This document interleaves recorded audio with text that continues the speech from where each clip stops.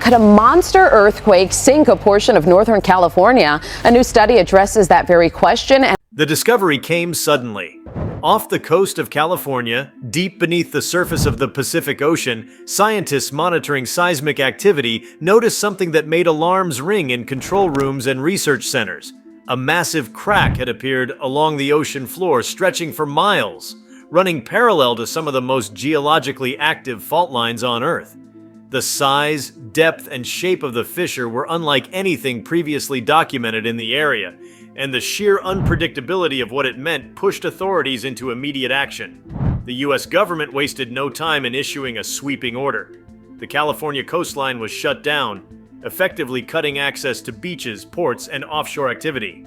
This decision reverberated instantly through the region, disrupting communities, industries, and lives, while raising global concern about what exactly was happening beneath the waves. Before we start, smash the like and subscribe buttons for more updates. The ocean hides countless mysteries, but an underwater crack of this scale carries with it implications that extend far beyond marine science. California has always lived under the shadow of tectonic instability, the San Andreas Fault serving as a constant reminder of the Earth's restless energy. Yet, the sudden exposure of such a dramatic rupture under the Pacific presented a new and chilling possibility that the boundary between land and sea was being pushed toward an event of massive geophysical consequence. To experts, the appearance of the crack was a signal, a raw opening in the Earth's crust, hinting at movements so forceful they could reshape coastlines and alter ecological systems for generations. For ordinary Californians, however, the shutdown was more than a scientific precaution. It was an immediate shock to daily life. The coast has always been the state's beating heart, not only in terms of culture and recreation, but also through the industries it sustains. Fishing fleets that venture daily into the Pacific were told to dock indefinitely. Tourism along famous stretches of coast from Malibu to Monterey came to a halt as beaches emptied and access roads closed. Shipping lanes that linked California's ports with the global economy suddenly fell silent, vessels rerouted to distant harbors. The shutdown was sweeping, and it was not framed as a temporary inconvenience, but as an urgent necessity to shield lives from an unfolding natural mystery. The science behind such a fissure is both fascinating and terrifying. Earth's crust is not a solid, unbroken shell, but a mosaic of plates floating atop the molten mantle. Along the edges of these plates, stress builds, sometimes releasing in sudden bursts of energy we experience as earthquakes. An underwater crack suggests that tectonic stress has reached a threshold where the crust is being forced apart, stretching and breaking under immense pressure. The unusual width of the fracture hinted at the possibility that magma chambers below were shifting, or that an entirely new fault line was carving its way through the seabed. Scientists warned that the release of energy stored in such formations could lead to tremors, undersea landslides, or even the generation of tsunamis, each carrying catastrophic implications for the Pacific coast. Shutting down the coastline was not simply a matter of blocking access to sand and surf. It was a strategic move, born from the understanding that any sudden event could cause chaos along the shore. A powerful underwater tremor could push surging waves onto coastal towns within minutes. A seabed collapse might destabilize offshore infrastructure, including oil platforms, wind turbines, and pipelines. Even without immediate catastrophe, the structural changes along the seafloor could disrupt marine habitats, altering fish migration patterns and threatening delicate ecosystems. The uncertainty was the greatest danger of all, and so authorities opted for caution, grounding an entire state's shoreline in silence. Communities that thrived on their proximity to the ocean found themselves cut off from their defining feature. Small businesses along the coast, surf shops, seafood restaurants, tourist rentals, faced closures with no clear end in sight. Generations of families who built livelihoods around the rhythms of the tide now watched from inland as barriers and patrols restricted access to the beaches they once called home. The human response was a mixture of fear, frustration, and awe. People understood the danger, but they also grappled with the profound strangeness of being told that the very edge of the continent, the symbolic boundary where land meets sea, was off limits. From a geopolitical standpoint, the implications rippled outward. California's ports serve as some of the busiest gateways for trade in the United States. With them effectively shut down, global supply chains were strained, forcing ships to redirect toward alternative harbors along the Gulf and East Coasts. The shutdown became more than a local precaution.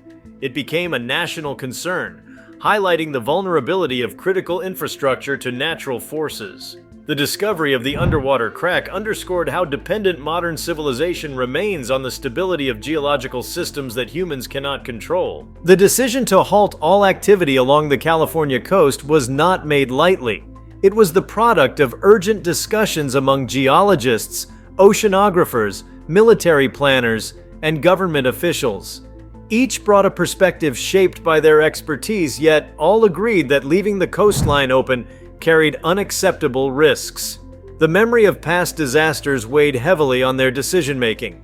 The 2011 tsunami in Japan, triggered by an undersea earthquake, had shown how rapidly devastation could unfold when the seafloor ruptured. The possibility that California might face something similar could not be dismissed, not when confronted with a visible crack that seemed to speak of deeper, more violent forces awakening beneath the Pacific. What captivated the public imagination most was the mystery of what lay beneath. Images captured by remotely operated vehicles showed the jagged opening in stark clarity, a dark slash across the seabed where the Earth had split. For scientists, every detail carried clues. The angle of the crack, the sediments displaced along its edge, the heat readings around the fissure. For ordinary people, however, it was a haunting sight. A reminder of the planet's raw power and humanity's fragile place within it. The shutdown of the coast, while practical, also took on symbolic weight. It became a gesture of respect toward forces beyond human command. The natural world is not static, and California's history is a testament to change sculpted by time and pressure. Mountains rose where plates collided, valleys opened where land pulled apart, and rivers shifted course under the slow march of geological evolution. Yet the sudden emergence of a crack, large enough to force the closure of the entire coastline, suggested that the pace of change was quickening. Instead of unfolding over millennia, the Earth was moving in ways that people could observe in real time, collapsing the boundaries between the ancient rhythms of geology and the immediacy of human life. As scientists studied the fissure, they began to piece together its broader context. The crack did not exist in isolation, but was part of a network of tectonic stresses stretching across the Pacific. California, situated along the volatile boundary between the Pacific Plate and the North American Plate, had always been marked by seismic restlessness. Yet the fissure's unusual characteristics suggested that deeper shifts were underway. Some speculated that it might be the beginning of a new fault line, one that could redefine seismic maps and alter the patterns of future earthquakes. Others wondered if volcanic activity beneath the seabed was increasing, a slow churn of magma pushing upward, straining the crust until it gave way. While no aftermath had yet occurred, the implications of the shutdown resonated widely. It forced Californians, and indeed the nation, to confront the precariousness of life along the Pacific Rim. The beauty of the coast, its prosperity and cultural vibrancy, had always been intertwined with risk. The crack served as a stark reminder that beneath the sunlit beaches and thriving ports lay forces capable of altering the state's destiny in an instant. By closing the coastline, the U.S. had not only acted to safeguard lives, but it also acknowledged the scale of the threat. The cultural impact was just as profound as the scientific one. California's coast has long been woven into the identity of the state and the nation. From iconic images of surfers riding waves to Hollywood's romantic portrayals of sunsets over the Pacific, the shoreline is more than geography. It is mythology. To suddenly sever access to it was to break a connection people felt not only to the sea, but to the very idea of California as a place of freedom, openness, and natural wonder. The shutdown left a void, not just economic, but psychological, as millions were forced to contemplate the fragility of the land beneath their feet. In broader discussions, the underwater crack became a focal point for debates about preparedness and resilience. How should societies adapt to geological surprises that defy prediction? Could infrastructure be redesigned to withstand sudden coastal threats? Was it time to rethink how communities along volatile zones were built and maintained?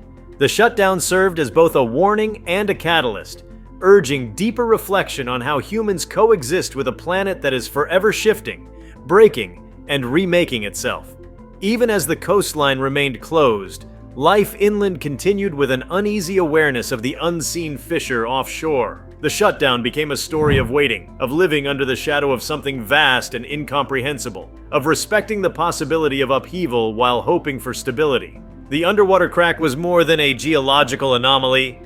It was a reminder that beneath the routines of human life, the Earth itself is alive, restless, and capable of reshaping the world without warning. The rupture beneath the Pacific, stretching like a scar across the seabed, became more than a scientific puzzle. It turned into a lens through which society began re-examining its relationship with the ocean and the forces that shape the planet. Each day, the California coast remained sealed. New questions emerged, not about the aftermath, but about the unfolding implications of living on the edge of something so immense.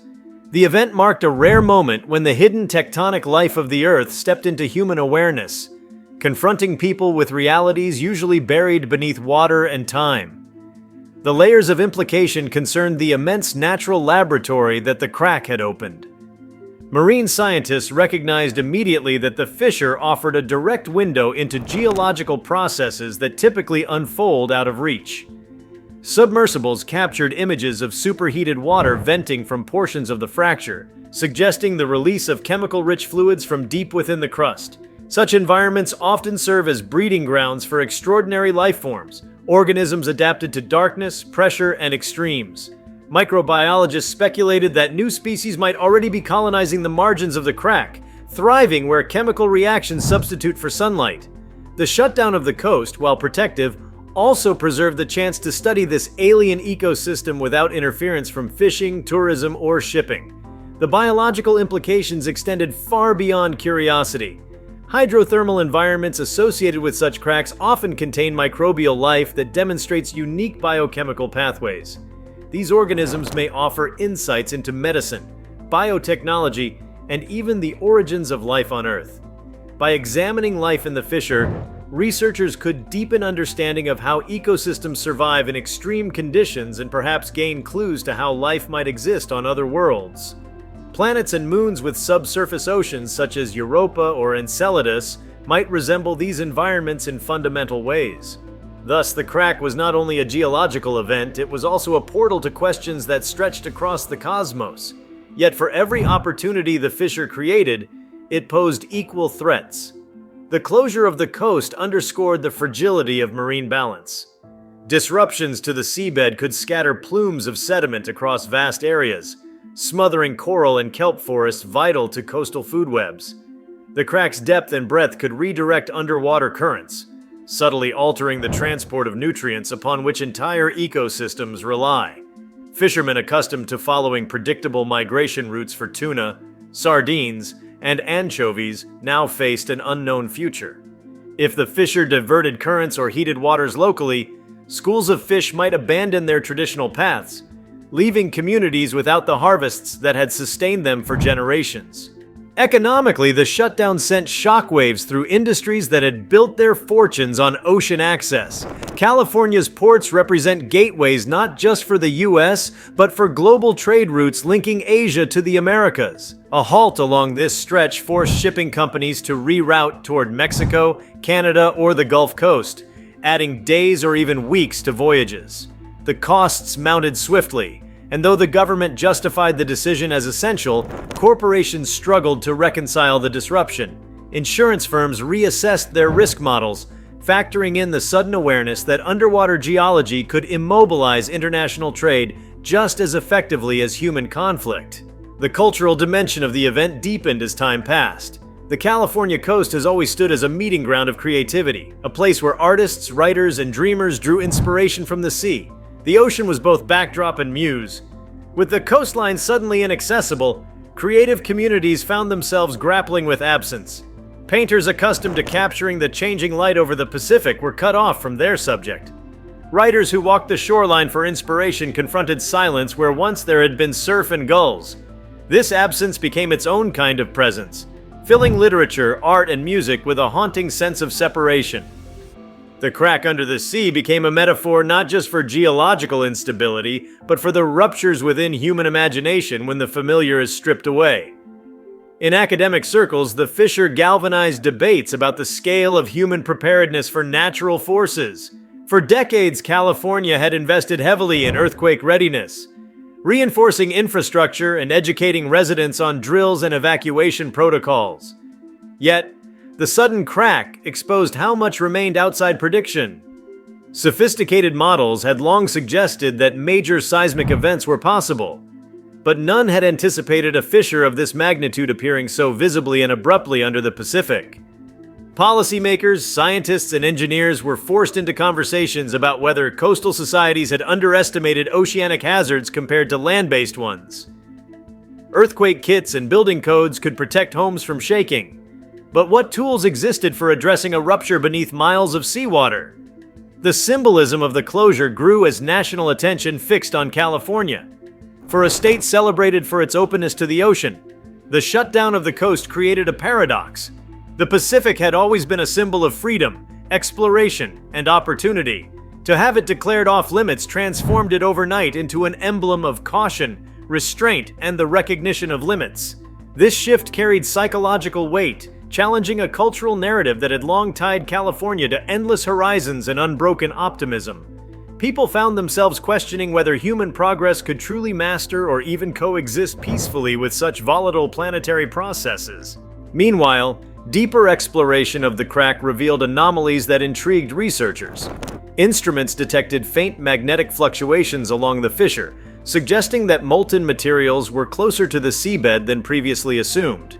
Chemical sampling revealed unusual concentrations of methane, raising concerns about whether destabilized hydrates within sediments might release greenhouse gases into the ocean. Such a release could carry both ecological and atmospheric consequences, underscoring the interconnectedness of geology and climate. Scientists emphasized that studying these changes in real time was invaluable, yet the risks demanded strict control, hence the necessity of keeping the coastline closed. The educational dimension of the event was equally significant. Schools across California incorporated the underwater crack into their curricula, using it as a vivid case study in earth sciences. Children and young adults, many of whom lived within sight of the ocean, were invited to grapple with questions about the restless planet beneath their feet. This became more than a distant concept from textbooks. It was immediate, personal, and unfolding in their own backyards. Teachers seized the chance to spark curiosity, reminding students that the crack was not only a threat, but also an extraordinary opportunity to learn about Earth's inner workings. Globally, the crack became a subject of fascination and caution. Countries along the Pacific Rim, the so-called Ring of Fire, watched closely, knowing that tectonic processes do not respect political boundaries. Japan, Chile, and Indonesia all recognized echoes of their own geological histories in California's rupture. International collaboration expanded swiftly, with researchers from across the world contributing expertise, equipment, and data. The fissure became a shared project, an urgent reminder that humanity's future is tied together by the restless dynamics of the same planet. The social atmosphere within California shifted in subtle ways. Inland towns, far from the shoreline, experienced an influx of temporary migrants as coastal families moved away from restricted zones. This displacement, though not permanent, created pressure on housing, schools, and infrastructure. Communities accustomed to slow rhythms of rural life suddenly found themselves hosting newcomers whose identities had been defined by the ocean. These encounters fostered both tension and solidarity as Californians negotiated the reality of living in a state reshaped not by war or economics, but by the cracking of the seabed itself. The scientific expedition teams operating offshore worked tirelessly to map the full extent of the fissure. Using sonar, they traced its contours, measuring depth and direction with painstaking precision. They discovered that the crack was not uniform. Some sections widened into chasms hundreds of feet across, while others narrowed into hairline fractures disappearing into darkness. The irregularity suggested complex dynamics at play, with stresses distributed unevenly across the crust. Each discovery raised further questions, fueling speculation about whether the fissure was static or actively expanding. Philosophically, the crack raised existential questions about the nature of security. Humans build civilizations on the assumption that the ground beneath them is stable, yet the fissure shattered that illusion. In California, where prosperity and culture had been tied to the edge of the continent, the sudden closure forced people to reckon with the provisional nature of their foundations. The coast had always been celebrated as permanent, timeless, enduring. Yet the ocean floor revealed that permanence is an illusion. For thinkers and writers, the crack became a symbol of impermanence itself, a reminder that change is not only inevitable but sometimes arrives unannounced, rewriting the terms of human existence. If you like this video, please give it a like and subscribe to our channel. Also, leave your comments below and tell us, what are your thoughts on the US shutting the coast? We want to hear from you. Thank you for watching, and see you next time.